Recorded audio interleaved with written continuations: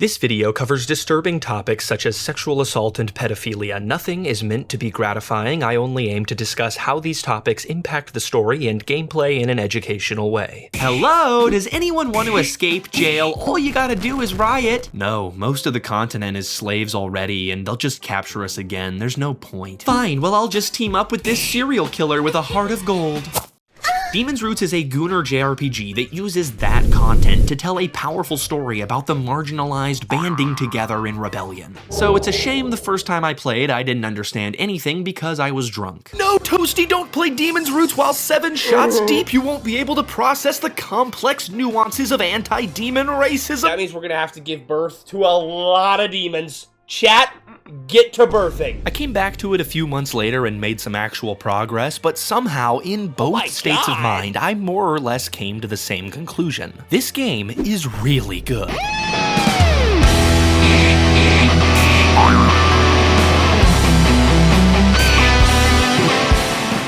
Demon's Roots is very easy to get into and understand right away. The combat is simple and looks cool, and the story is basically just everyone is mean to the demons, but the demons are actually the good guys. But this simplified explanation doesn't do the game enough justice, and while it is easy to get into, there's actually a lot of depth to sink your teeth into. So how and why is Demon's Roots so damn good? Before we can answer that though, we've got to figure out what Demon's Roots actually is. Demon's Roots is a sequel game to King's Exit, though I didn't play it and still enjoyed Demon's Roots just fine. Both games were created by Quick Nail Aristocrat, who also made the critically acclaimed Life with a Cum Bucket. I'm not sure if that's a joke or not, it has really good reviews. The game got a Steam release and English translation in 2023 by Kagura Games, who I was just shit-talking in my last video. But I gotta say they kinda cooked here. This game is absolutely deserving of the larger audience Steam can bring it, and the English translation is pretty great. Anyways, Demon's Roots is a JRPG made in RPG Maker MV with fairly typical RPG Maker gameplay, visuals, and music. I mean, the illustrations are really good, and there's a few other standout moments. Like when the main character gets motion sick, there's a graphic of them trying to stand up using the text box. These moments will make me goon.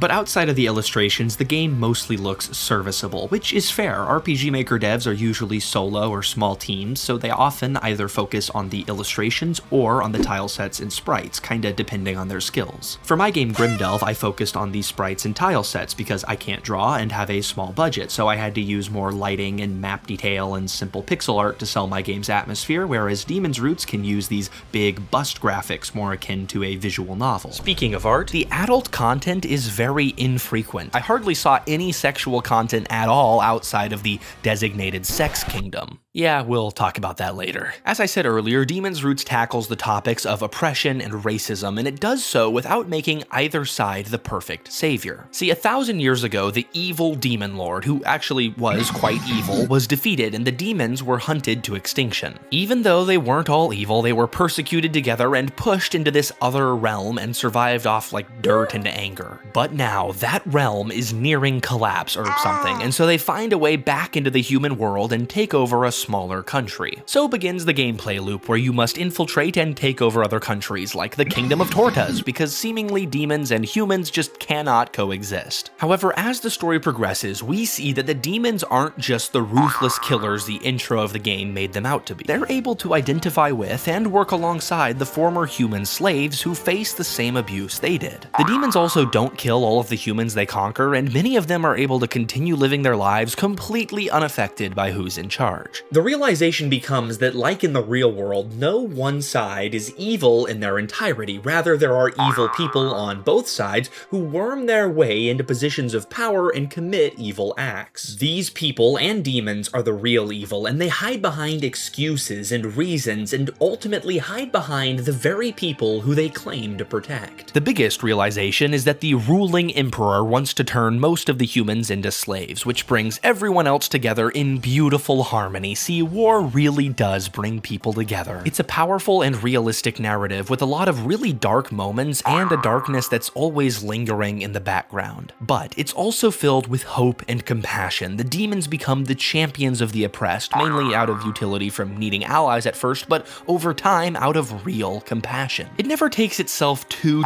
seriously, and even in its darkest moments, it makes a point to make a joke about what's going on. This is something I'm trying to take care to add to Grimdelve as well. Of course, it's important to take dark moments seriously, but if your game is depressing all the time, that's going to overwhelm players and feel unnatural. People will often laugh or make jokes when in stressful situations to break the tension, like when I was doing that 30 minutes after experiencing a shooting. And yes, I have experienced a shooting. I'm American. So you need moments in your game to break the tension, or else things will feel unnatural, while also not undermining the seriousness of the moment. So yeah, writing and game design are really hard, and for the most part, Demon's Roots does this really well, though sometimes it goes a little overboard with the jokes. So, is the story good?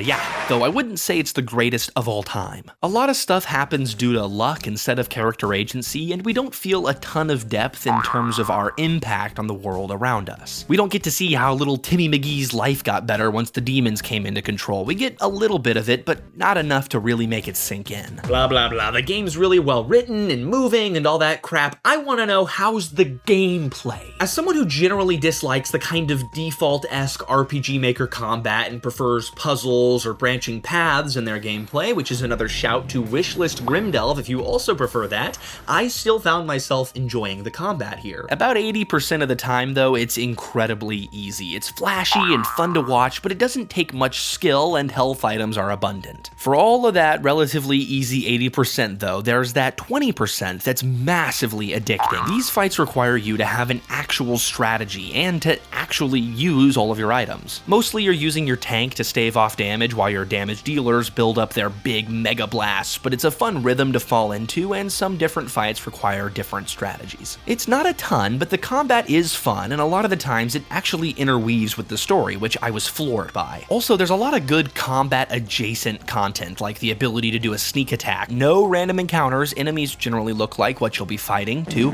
characters get XP even if downed. NPCs will give you genuinely useful and area relevant tips. The game also has nice contained maps that still somehow manage to hide secrets that encourage exploration while still getting you where you need to go without any yellow paint. Also, those side quests I mentioned really are side quests. You don't need to do them, and you'll be plenty strong without them. They offer an extra gameplay challenge and I assume some extra rewards, but I didn't really delve into them. It's possible this is where the game deepens your connections to the land and shows you what Timmy McGee's been getting up to, but still I'd argue that some of that stuff shouldn't be hidden in side quests. Editor Toast here. Is it weird that I don't like doing side quests in RPGs? I've never really thought about this. Yell at me in the comments if so. For those of you who care about the other things in game design, the soundtrack is for the most part unremarkable, and the songs just blend into the background and generally fit the vibe, so it's fine.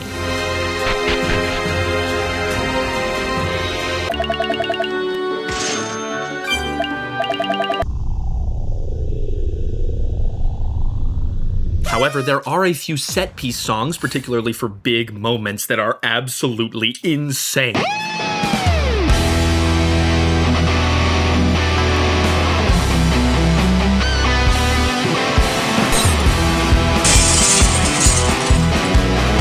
effects, though, are pretty disappointing. There aren't even freaking footstep sounds, and the ones that are there are usually just default sounds, so that kinda all around sucks. Also, you can save the game whenever you want to, which you can also do in Grimdelve. I absolutely hate it when you can't do that, so I appreciate that about Demon's Roots. Demon's Roots gets a lot right, but these little details, along with how it handles some of its adult content, pull the game out of the masterpiece tier for me, so dang, can't use that in the YouTube title. While Demon's Roots does have some pretty cringe adult moments, like the aforementioned kingdom that is neutral, and it's entirely optional to go there and step on men in order to gather intelligence, at least it's optional. I'm also clearly seeing a trend across these disturbing RPG Maker games where adult content is used as a punishment for a fail state. If you game over, you're sent to the slave internment camp where you're brutally tortured and taunted with a chance at escape that I'm pretty sure is not possible. This is constantly reinforced through magical orbs that show video of the slave internment camp that appear throughout the game. I feel similarly here to like Lona RPG fail states, where it certainly makes combat more harrowing, losing feels more real because there's entire storylines attached to it,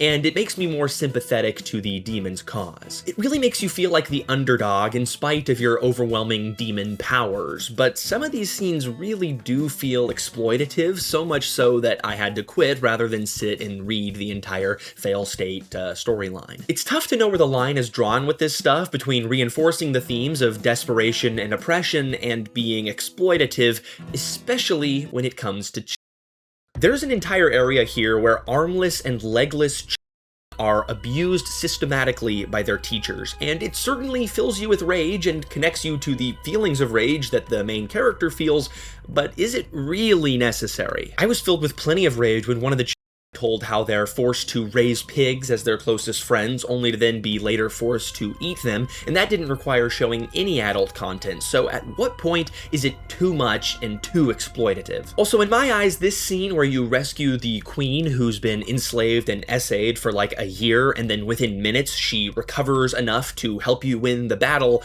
feels a bit silly. Now, it's possible this is more deeply explored in the end game, and while the trauma does leave a lasting impact on her, it's in the form of a quirky and cute obsession with food, which is kind of like commodifying trauma and making it really easy to contend with. Demon's Roots is pretty good at using adult content to show how cruel the world is, but oftentimes it also feels like it stays pretty surface level. There also wasn't much exploration of the good and healthy side of sausage connections, and just all these things together kind of eroded my enjoyment of the game and are what led to me stopping before finishing it. I'm certainly getting more critical of these games as time goes on, and while I did enjoy Demon's Roots and its story, it felt like the adult content wasn't used to the fullest extent possible, whether in the gameplay or in the narrative. Also, I must say that from what I've seen online, this game gets wild towards the end. It might be masterpiece stuff, but because of the issues that I've mentioned, along with a few minor tropes that annoy me, like the characters reaffirming their commitment to each other every 5 seconds for way too long,